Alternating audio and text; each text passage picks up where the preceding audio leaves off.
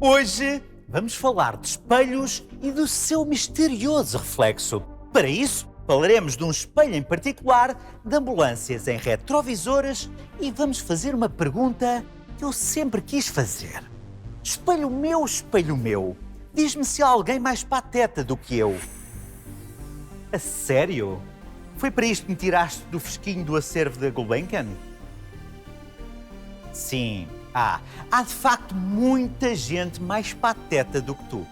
Boa! Ouviram isto, malta? Aquela minha ideia de saltar de paraquedas, vestido de flamingo, com um tutu e com um robalo grelhado no bico está de novo em cima da mesa. Calma aí, rapaz. Não queiras chegar ao topo de uma só vez. Ok, está bem. Até se o robalo for cozido. Acho que não estás a perceber. Pato com papilotes? Tenho uma receita do caraças. Eu costumo utilizar camarão para fazer o molho. Há quem use frutos do mar, mas eu não... É matemática. Oi?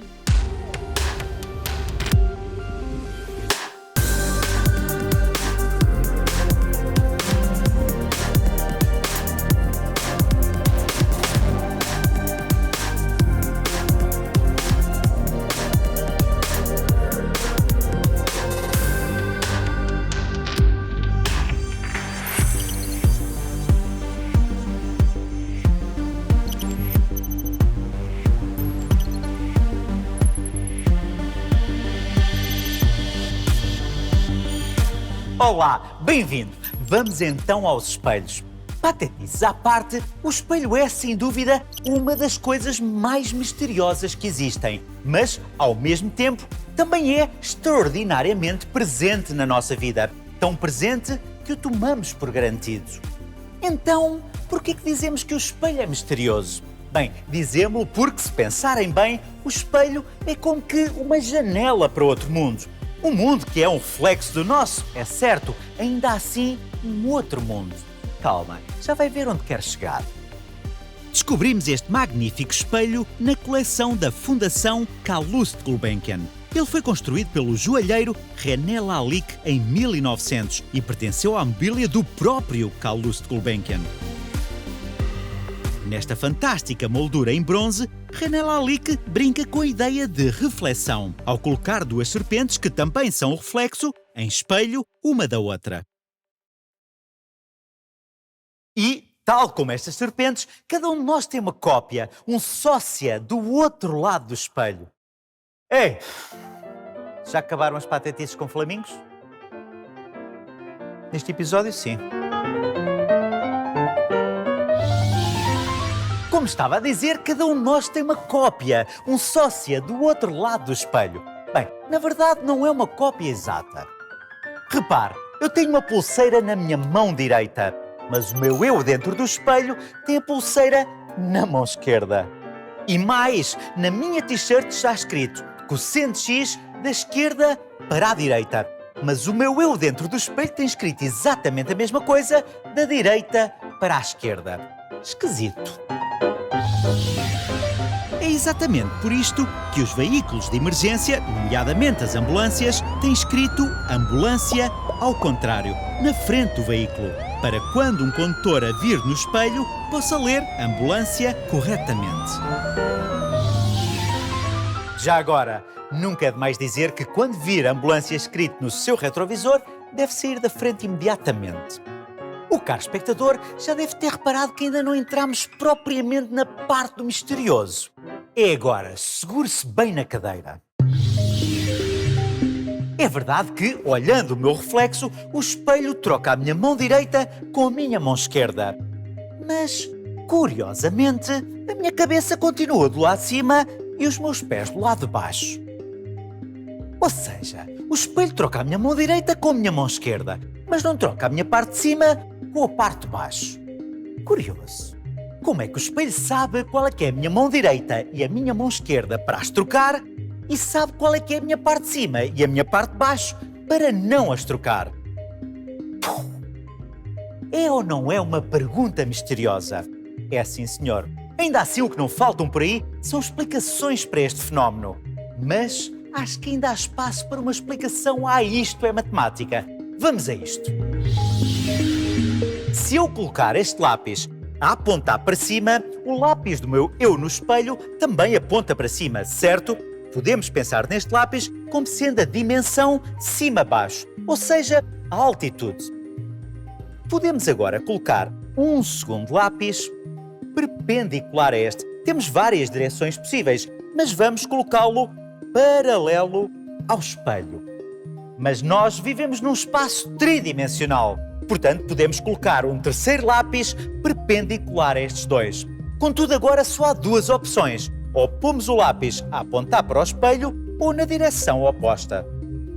Curiosamente, se eu colocar o lápis a apontar para o espelho, o sócio ali no espelho coloca o lápis a apontar para cá. Se eu colocar a apontar para cá, ele coloca a apontar para lá. Ou seja, até certo ponto já percebemos realmente o que é que o espelho faz. Ele troca um e apenas um eixo, o eixo frente-trás. Podemos dizer que um espelho cria uma segunda realidade, que é igual à nossa em todos os aspectos, excepto no eixo frente-trás, que fica invertido. É por isso que quando eu estou a olhar para o espelho, o meu sócio no espelho está a olhar para mim. Espero ter conseguido passar bem a ideia. Caso contrário, tenho ali um fato flamingo que é bem jeitoso e podes... Ei! Não sei o que é que ele tem contra fatos de flamingo. Bem, voltemos ao nosso reflexo verdadeiro e vamos deixar os efeitos especiais.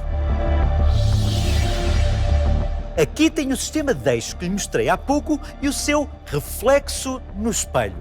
Se pegar no original e o tentar fazer coincidir com o seu reflexo, tenho um problema.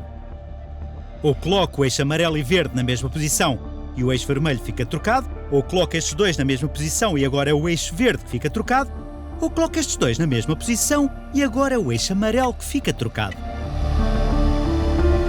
Ou seja, ao trocar o eixo frente-trás, o espelho criou um sócia para este referencial que, quando tentamos fazer coincidir com o seu original, fica sempre com um dos eixos trocados. Eu avisei que o espelho era misterioso.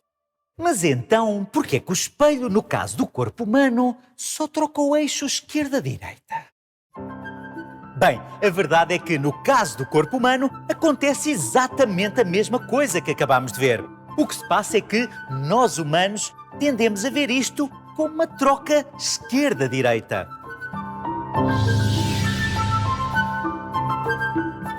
Vamos voltar ao nosso reflexo, agora com bonecos.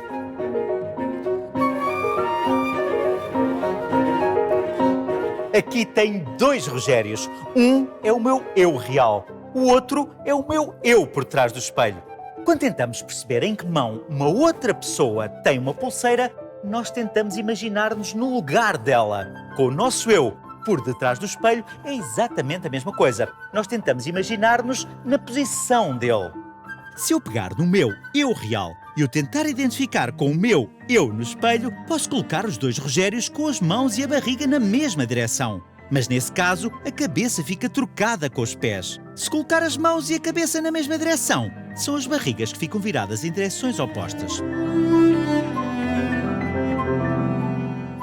Mas, quando nos tentamos comparar com o nosso sócio no espelho, a nossa tendência é imaginar-nos aos dois de pé e com a barriga virada na mesma direção. Claro que neste caso são os braços, digamos o eixo esquerda-direita, que fica trocado. Ou seja, não é o espelho que troca a esquerda com a direita. Nós é que, ao identificarmos-nos com o eu do outro lado do espelho, tendemos a ver um eu com as mãos trocadas. Por exemplo,